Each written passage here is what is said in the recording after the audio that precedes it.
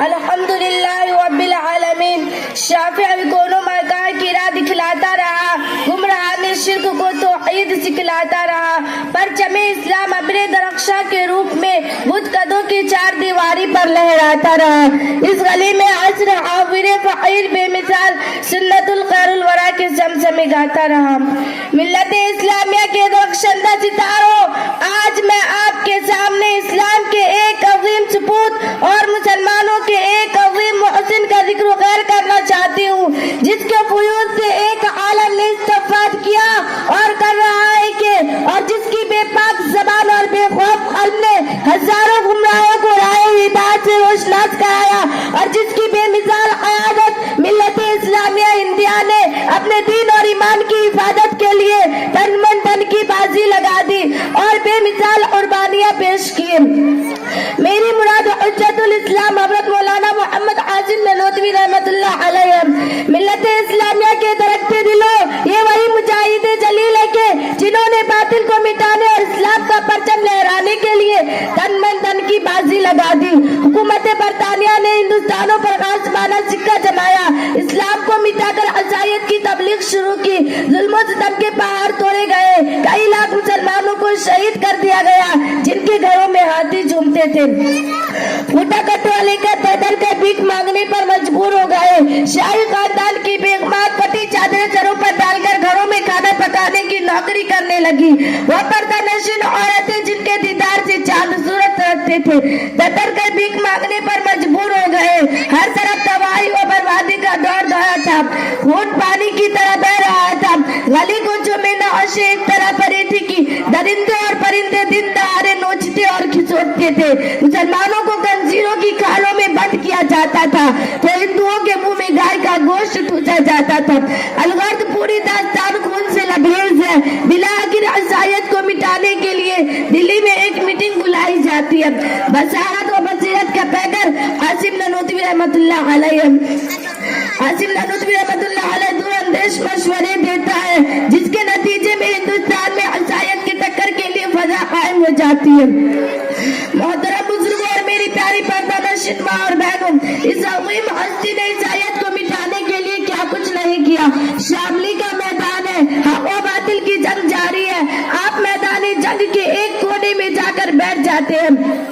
حکومت برطانیہ کا ایک پٹھو موقع پا کر آپ کے پاس آتا اور کہتا ہے, عاصم تم نے بہت سر ابھارا ہے, میری چمکتی ہوئی تلوار اب تمہاری خبر لے گی. بے ساختہ مرد مجاہد کی زبان سے الفاظ نکلتے ہیں, یار کیا بک رہا ہے, اپنے پیچھے کی تو خبر لے, عقل سے پورا انگریز جو یہ سر گھماتا ہے. عاصم نانوتوی رحمت اللہ علیہ کی تلوار بجلی کی طرح چمکتی اور اس کو زمین پر تڑپا دیتی ہے. اسی جنگ میں موصوف کی گرپٹی پر گولی لگتی ہے, حالت دیگر کو ہو جاتی ہے, کپڑے خون سے شرابور ہے. مگر عزم استقلال کا ایک پہاڑ اٹھتا اور دیکھتا ہے کہ کہیں گولی کا نشان نظر نہیں آتا. حکومت برطانیہ نے ایک ناپاک سازش کی, ہندو قوم کو مسلمانوں کے مقابل کھڑا کیا کہ اس ملک ہندوستان میں مسلمانوں کی سیاسی اہمیت حاصل تھی. انگریزوں نے ہندو قوم کو آگے بڑھایا اور مسلمانوں کو گھٹا دیا. جب معاشی اور سیاسی میدان میں ہندو قوم آگے بڑھی تو انہیں مذہب کی برتری اور بلندی سمجھائی اور ہندو مسلم دونوں کو آپس میں لڑایا. چنانچہ 1876 عیسوی میں شاہجہاں پور کے قریب چاند پور گاؤں میں میلہ خدا شناسی منعقد ہوتا ہے. عوام کا جمی غفیر جمع ہوتا ہے. پنڈت دیانند سرسوتی بھی حاضر ہوتا ہے. منور اسلام مولانا محمد عاصم نانوتوی رحمت اللہ علیہ کو حقانیت اسلام جتانے کا موقع ملتا ہے. عقل کا یہ پتلا اپنا موضوع سخن عیسائیت کو بناتا اور میدان جیت لاتا ہے. سن 1877 عیسوی میں اسی جگہ دوبارہ میلہ خدا شناسی موجود میں آتا ہے, مگر فتح کا سر پھر بھی اسی بحر العلوم کے سر بندتا ہے. محترم بزرگوں اور میری پیاری پردہ نشین ماں اور بہنوں, پنڈت دیانند نے اپنا مسکن نورکی کو بناتے ہوئے اہل اسلام کے ساتھ چھیڑ چھاڑ شروع کی. مختلف مقامات پر تقریروں کا سلسلہ شروع کر دیا. قرآن پاک اور ارکان اسلام پر طرح طرح کے حملے کیے. پنڈت جی کو مناورے کی دعوت دی گئی. بہت کوشش کیے گئے کہ پنڈت جی اگر علماء کے سامنے اپنا جوہر دکھلائے, مگر وہ تیار نہ ہو سکے, جس کا واحد سبب سے یہ تھا کہ پنڈت جی مولانا محمد عاصم نانوتوی رحمت اللہ علیہ کے شاہجہاں پور کے میلے میں تھے جنہوں نے عیسائیوں کو آواز باختہ کر دیا تھا، اس پر یہ خوف طاری تھا کہ اگر مناورے کی نوبت آ گئی تو سارا راز فاش ہو جائے گا۔ بلاخر پنڈت جی مناورے کے لیے تیار ہوتا ہے، شرط لگاتا ہے کہ مناورہ مولوی عاصم سے ہی ہوگا۔ وہ جانتا تھا کہ معصوم بیمار ہے، نہ وہ آئیں گے، نہ مناورہ ہوگا، نہ ذلت کا سامنا ہوگا۔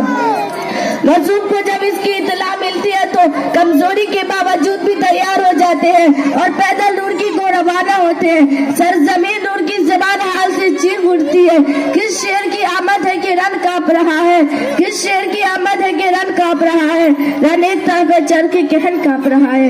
اسلامی فوج کا یہ سپاہی پنڈت جی کو مناورے کا چیلنج کرتا ہے، لیکن وہ تیار نہیں ہوتے اور اڑکی سے فرار ہو کر میرٹھ پناہ لیتا ہے۔